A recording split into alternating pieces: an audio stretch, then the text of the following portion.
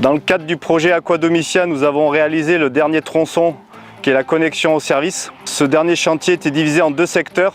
Le secteur 1 sur la commune de Cazoul-les-Béziers et le secteur 2 sur les communes de Murviel-les-Béziers et Lioran-les-Béziers. C'est notre troisième saison qu'on construit ce réseau-là pour BRL, ce troisième maillon. Bien sûr, au fur et à mesure des années, on acquiert une certaine expérience, certains automatismes reviennent, et ce qui nous permet d'aller de plus en plus vite et de faire du travail de meilleure qualité d'année en année. La particularité de ce tracé en deux tronçons distincts nous a contraint à créer une base de vie intermédiaire aux deux tracés. Celle-ci faisait à peu près 5000 m² dans lequel on pouvait stocker les tuyaux, préparer nos coupes, les cordons de soudure et commencer des pré-emboîtements. Les pièces étant après bardées. Le secteur 1 consistait dans la pose de 2 km de conduite fonte en diamètre 1000 et le raccordement sur un 1600 béton. Le secteur 2, c'était 3,5 km de conduite fonte en diamètre 1000 et la réalisation de 2 forages horizontaux.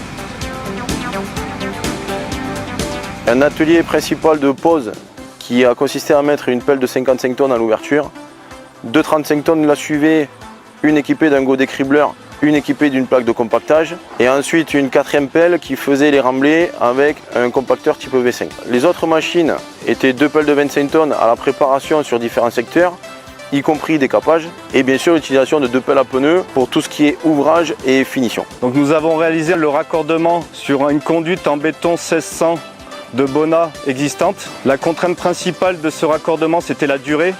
Nous avons dû réaliser le raccordement en 4 jours parce qu'il y avait des grosses contraintes d'exploitation. Donc ces travaux ont été réalisés à l'aide d'une pelle 30 tonnes et d'une grue de 100 tonnes.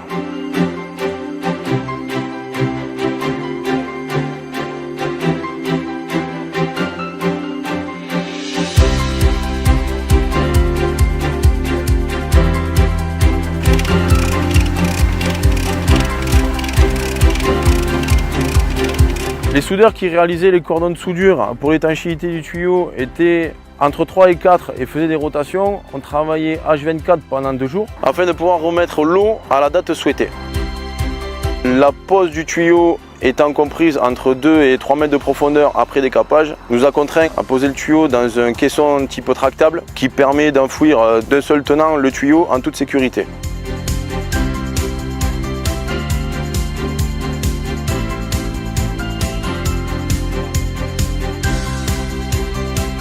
Un point particulier de ce tracé, ça a été le passage d'une rivière en eau qui a nécessité de réaliser un bypass.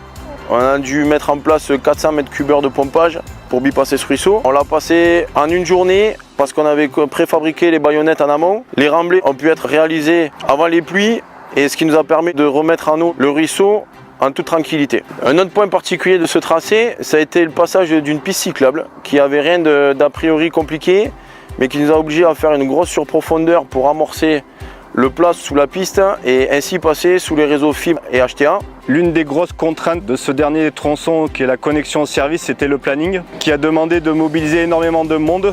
En période de pointe, on était entre 25 et 30 personnes sur le chantier. Nous sommes fiers d'avoir pu participer à ce grand projet qui est l'Aquadomicia. Tous ces projets ont permis aux agriculteurs de pouvoir se raccorder à des bornes posées dans le cadre des travaux par le BRL et de pouvoir irriguer toutes les vignes.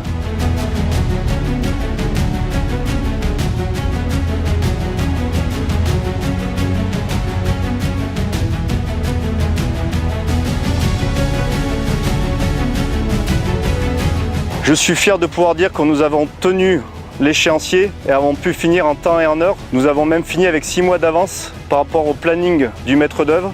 Donc la remise en eau complète du projet Aquadomicia a pu avoir lieu. Je voudrais remercier toutes les équipes de mon agence qui ont pu participer à ce projet. Alors Damien Alquier en termes de chef de chantier principal, Michael Bonato, Saïd Bakhtit et Hamid Ertimi qui étaient en secours et en appui sur différentes phases du chantier. Et j'espère qu'on se retrouvera sur d'autres tronçons.